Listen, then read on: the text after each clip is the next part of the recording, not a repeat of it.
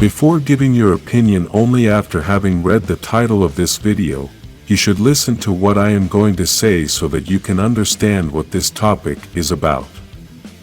My intention is not to be against women, quite the opposite. We have always used this channel to highlight all female rangers, and that is the same thing we are going to do in this video. For many years we have seen that most of the leaders we have been introduced to in the Power Rangers franchise have been men, and I must say that this is possibly something a bit strategic on the part of the production. The possible reason is because most of the audience that watches the Power Rangers series are male, and maybe that's why they thought they could only put men as team leaders. We know that some teams have had female leaders, but the problem is that those women have had very few opportunities to show their true leadership and shine as they deserve. Many male chauvinists have been throwing negative comments for many years against all these female leaders, and this has been seen with the recent nomination of Amelia as the new Red Ranger and leader of the Cosmic Fury team. Although many have congratulated the new leader, others have been very negative and have not taken well the news that she is the new Red Ranger. We have even read comments from men saying that this color is too big for her and that she should not be the leader of the team. Unfortunately, this is the reality in which we live, a sexist reality that gets upset because they put a woman as leader of a team full of men.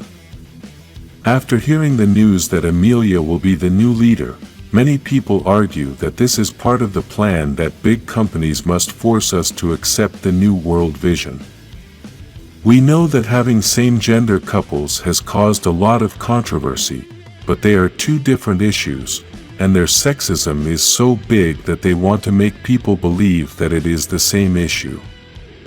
It doesn't matter if you agree with same-gender couples. That has nothing to do with a woman being able to be the leader of a team.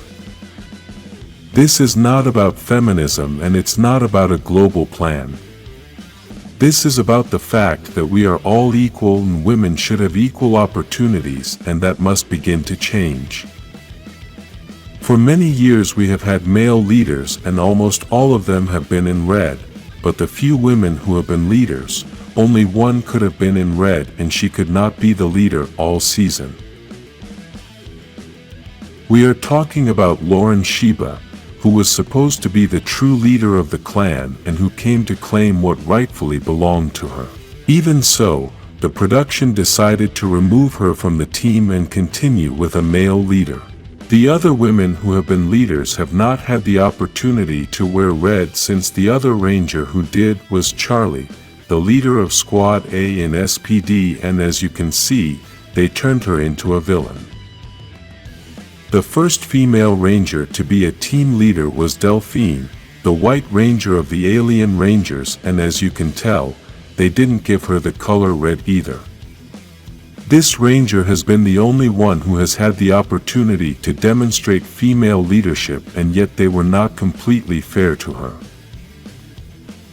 When it was 10 years of the franchise, they celebrated the anniversary with a special episode called Forever Red. This episode is very famous, and I know many already know about it, but almost no one noticed that this special episode featured no female ranger. If Delphine had been given the color red, then she would have been able to participate in this special episode, and she would be the only woman in this group. Although that would be an accomplishment and a step forward in this battle for equality, still, we should not be satisfied with this. How could we call an episode that would have 9 men and 1 woman equality? If the production of Power Rangers had been truly fair, then that episode would be better divided between men and women. How is it possible that, in 10 years of history, up to that point, they had never named a woman as the Red Ranger? This is something quite unacceptable, and it is something that they finally started to eradicate after 30 years. We all know that in all Power Rangers teams there are very few women, and most of the time there are more men in each team. As I said at the beginning of this video, we know that most of the audience that watches this series are men, and maybe this is why they have decided not to have so much female participation. At the same time, I must think that the low female audience may be due to the fact that there is little representation of women in this series, and perhaps they do not feel identified. If we continue talking about inequity, we also have Jen Scott, the Pink Ranger and leader of the Time Force team. Another Ranger that they decided to give her the color pink and not red. Besides this, Wes was the protagonist of this series despite not being the leader. In spite of all this, Jen has been such a good Ranger that she has won the affection of all the fans, and today she is one of the most famous Rangers. Even so, whenever I see pictures of the Time Force team, we can see that Jen is treated as if she is not the leader of the team, since she is never in the center as she has always been with all the leaders. We also have Taylor, the Yellow Wild Force Ranger, who was the leader before the arrival of Cole Evans. A Ranger who was replaced as leader by someone who had arrived new to the team, something completely unfair. In addition to this, she was the leader, but she also didn't have the color red, and this would also have made her part of the Forever Red episode. Up to that point in history, there were only 3 women who were leaders of a team, but none of them had the color red. If these 3 women had the color red, then that Forever Red team would have been 7 men and 3 women. It is shameful that in 30 years of history there have only been 4 women leaders, and none has had the opportunity to be a Red Ranger and be in the whole season leading the team. If we summarize all this history, we can realize that Delphine was a leader all season, but she was not a Red Ranger. Jen was a leader all season, but she wasn't red, and she wasn't the protagonist of the series. Taylor was a leader for a short time in the series and was also not a Red Ranger. Lauren Sheba was a Red Ranger but was only in several episodes and not the entire season. In Cosmic Fury, it is the first time we will be able to see a woman being the Red Ranger and leader of the team for a full season.